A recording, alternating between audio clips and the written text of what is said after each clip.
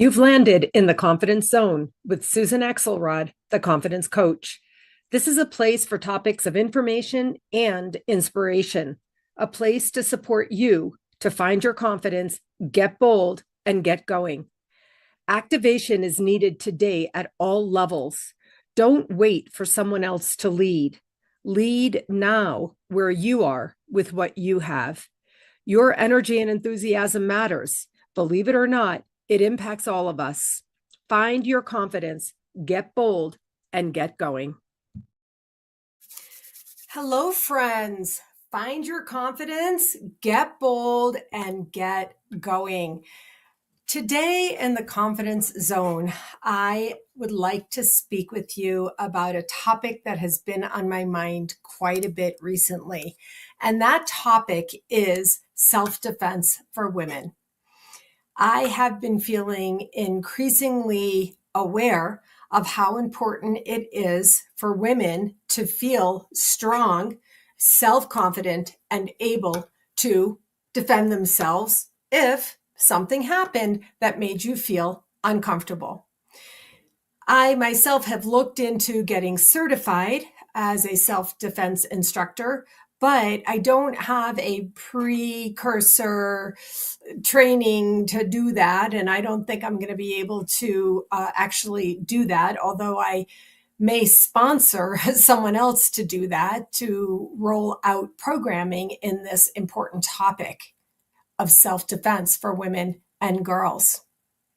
Instead, I wanted to speak with you today about a few things that you can understand that can be helpful for yourself if anything should be needed to know on this topic.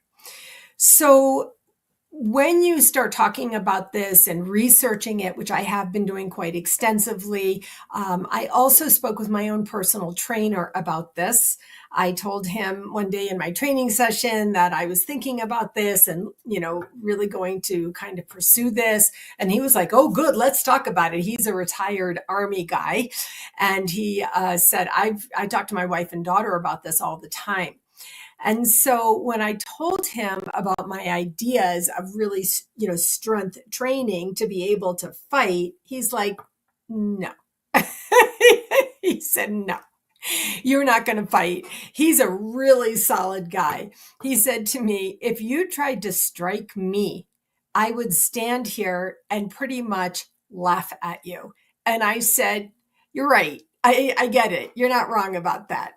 And he said, your job is to, first of all, either A, prevent having yourself in that circumstance, or B, disengage and run, like your life depended on it, which it might.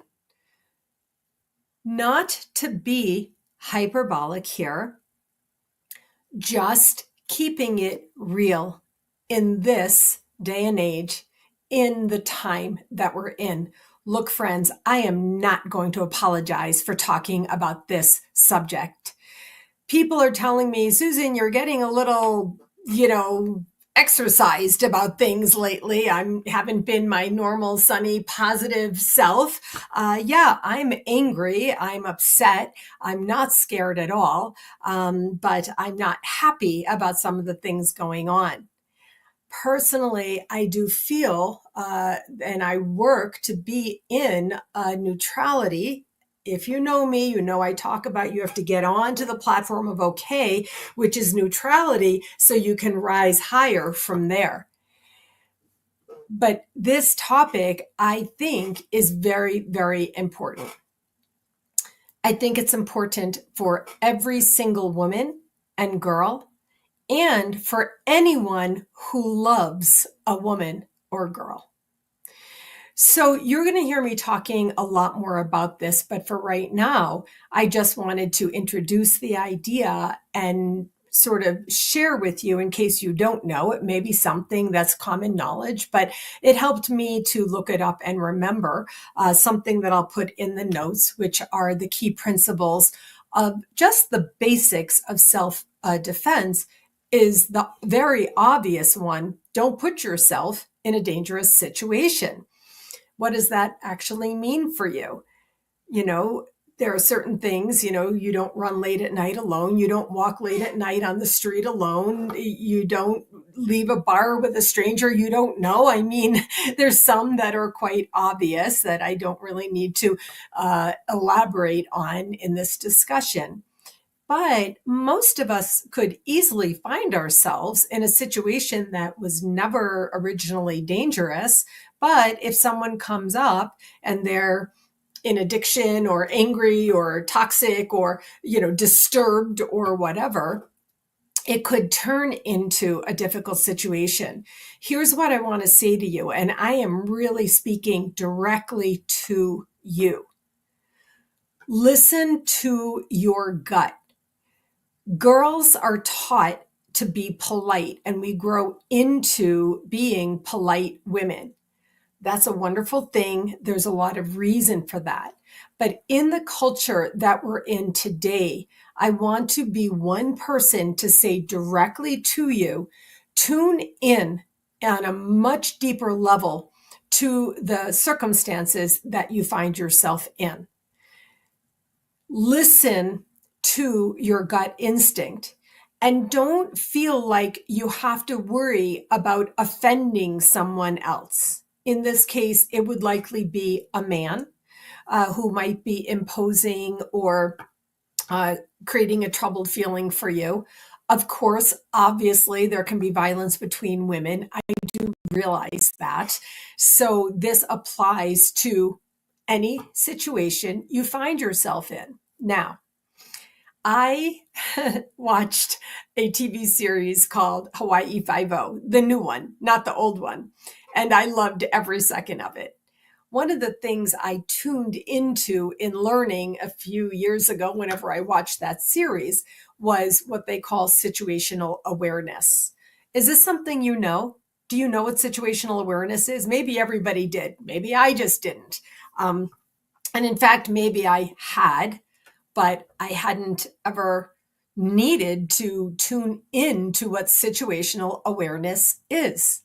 Today, it is absolutely vital to tune in to situational awareness, being aware of your situation, looking around you. Even here, a year or two ago, I attended a program that the sheriff's department put on mass shootings. And I remember they talked about it there, situational awareness, being aware of the situations you're in. Now, normally, don't tell me that you're not walking along looking at your phone. I am guilty of this. I am very guilty of this. It's something I'm working on. I'm committing to. I'm growing my own awareness of, because I walk so much. But when you're walking along looking at your phone, even if you're voice texting or whatever, texting or reading something, you reduce down your awareness of the situation around you. And so this is something that, because you are addicted to your phone, don't bother telling me you're not, because you are addicted to your phone, the use of your phone, the habituated holding of your phone. Maybe one or two of you are not, but most of us are. We just simply have grown into the habit of reducing awareness of our situation because our focus is on something that's so important that we can't wait to get from here to there. Don't get me wrong. I get it. I know I'm guilty of this. I'm 100% addicted to my phone.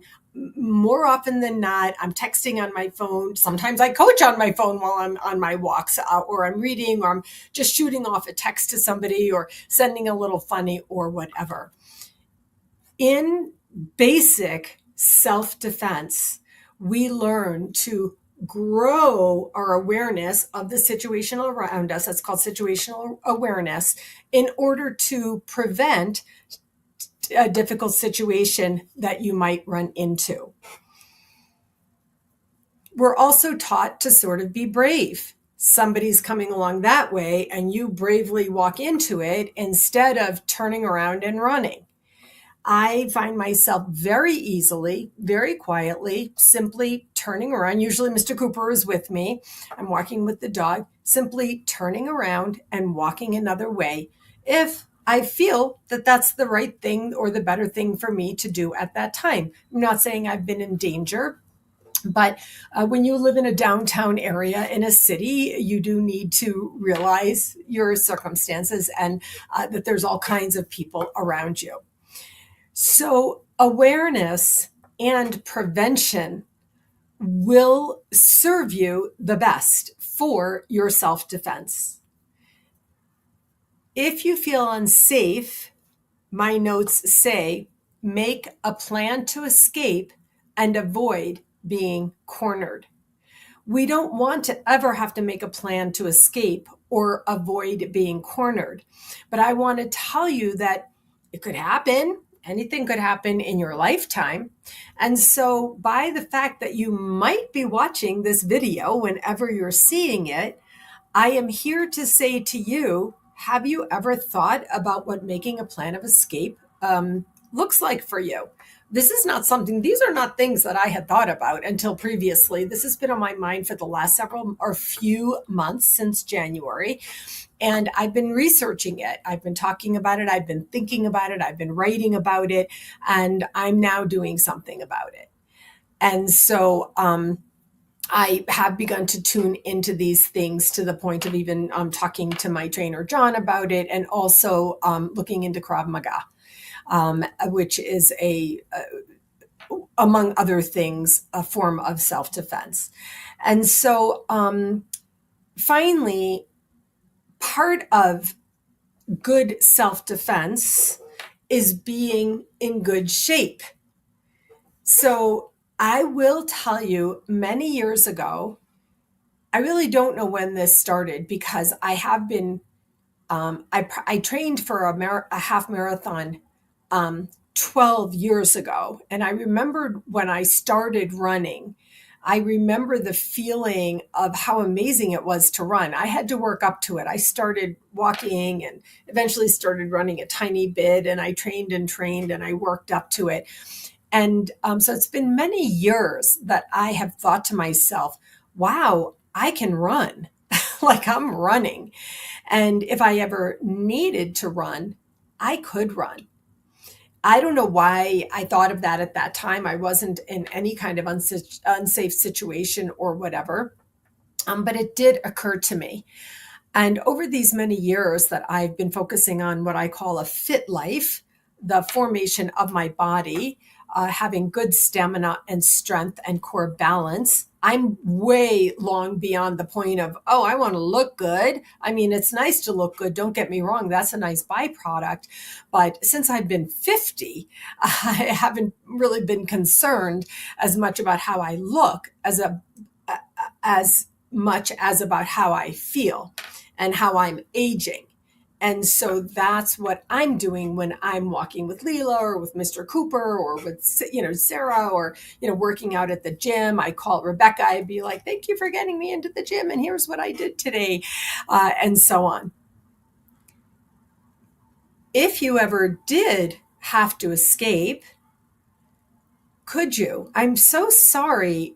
God, I'm so sorry to have to ask you this question, to have to perhaps ruin your peace with a question like this. I am apologizing for that, but I'm not apologizing for doing it because I want you and every girl and woman and boy and man in your entire existence to be safe and well. And right now, it is possible that you could come into addiction, belligerent negative addiction energy, or even just toxic energy by a man or a woman that could make you feel unsafe. And so definitely we're not going into mania and fear and, oh, I'm terrified and, hyperbole in that way. That's not what I'm doing here. I'm simply bringing up a topic for discussion for you to begin to think about and think about some more. As you think about it, I invite you to talk to anyone you want, anyone you know, and say like, I heard this person in a video talking about this. Does that seem stupid to you? Or does that seem smart to you? I urge you and encourage you to think about these ideas and speak about them in your book clubs or your painting groups or your walking groups or whatever groups you're in, your religious bodies, wherever you are, to think about this idea. I'm simply encouraging us to be smart and be safe. And especially now to teach our daughters the same. Also, our sons. I had daughters. I didn't have sons, so I'm not like really cued into sons. I have my nephews, but I'm not cued into sons in the same way. I'm not trying to exclude boys or anything. We want all of our children to be safe. Our children are watching us. Our children are learning every single thing in their lives from us. So if you're pushing a kid in a stroller and you're looking at your phone while they're in the stroller, they know it. Now they're facing forward and you're behind and you think they don't know, but they know when your energy is disengaged from them. If your kid is on a playground and you're sitting on the bench, partway turned, looking at your phone, scrolling, I'm not judging you. God, I'm not judging you. I had my own issues. I'm not judging you. I'm inviting you, just inviting you to tune in here and to just think about what I'm saying and think about the idea for yourself about what you realize would be best for you and would be smart for you. Every single thing you're doing, your children are watching. And if you are going to, even for a short time, say, hey, I'm going to do my 5-minute run, where you put your phone for 5 minutes and then you run for 5 minutes and then come back. You run 2.5 minutes out, 2.5 minutes back. Does that do anything? Yes. Yes, it does. For me, I went from walking. The first time I ran, I could not run down to the end of my street, which was like a third of a mile. I couldn't. I could not. I could not. I got a stitch in my side and so on. And eventually I walked, ran a bit, walked, ran. And eventually I ran an entire half mile. There was a certain mailbox, down the street or on the corner that I had clocked as 1/2 mile. And I remember still the feeling of how strong I felt. I was like, oh my gosh, I made an uninterrupted half mile. That was amazing. And then later still, then I walked back. Later still, I remember the first time I ever ran to the mailbox and ran back. With my clients, if any of you are watching, I encourage my clients to map out just a half mile away and either walk there if they're not in great shape or if they need walking support, or run there, walk back, or eventually run there and run back. And that might be for you 15 minutes. It might be 14, 13, 12, 11 minutes for you to run 1 mile. Will that change everything in your life? Well, actually, yes. Yes, it will eventually, because it will get you on a path going forward in a safe, well, healthy, forward moving direction. I came on here to talk about self-defense, just the basics of self-defense. This is a conversation I'm starting today, and I want to invite and encourage you to push back, challenge me if you want. You want to have a debate about it? Bring it on. I'd love to talk about this, about why this is or isn't important. What can you do? How you can do it? Why you should do it, etc. Or I want to encourage you to simply speak with your own partner, your own people around you about this idea. Really, all I'm really wanting you to do is tune into situational awareness, because it is possible that a situation could turn suddenly a bit uglier than you might be normally used to. And if it does, what will you do? If you're watching this video, I want to say, as always, thank you. I greatly appreciate you. And also, I want to invite you to consider the answer to that question and some of the other questions that I've talked about today. So we're talking about awareness and prevention. And then later, we're talking about disengagement. That part is a little bit scarier. What if I was cornered? What if I was this, that, the other thing? I don't want to, get into melodrama, but you are going to hear me talking about that. We're going to be talking about, strikes and eyes and, all kinds of things, because I'm not fooling around. I'm really not. Okay. That's it for today, my friends. Thank you for listening. This is a difficult subject, a tough subject. I get it. I know. And I'm not trying to create, any drama or melodrama. That's not my intention.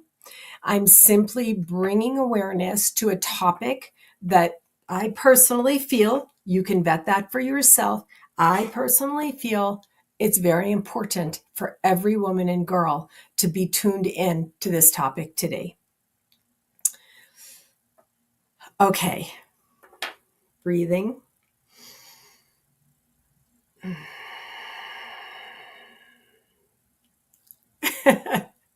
Okay, my friends, Shabbat Shalom to those who celebrate, Chag Sameach to those who celebrate the holiday of Passover, and to everyone else, I want to wish you a wonderful weekend. Take care. I'll see you again soon.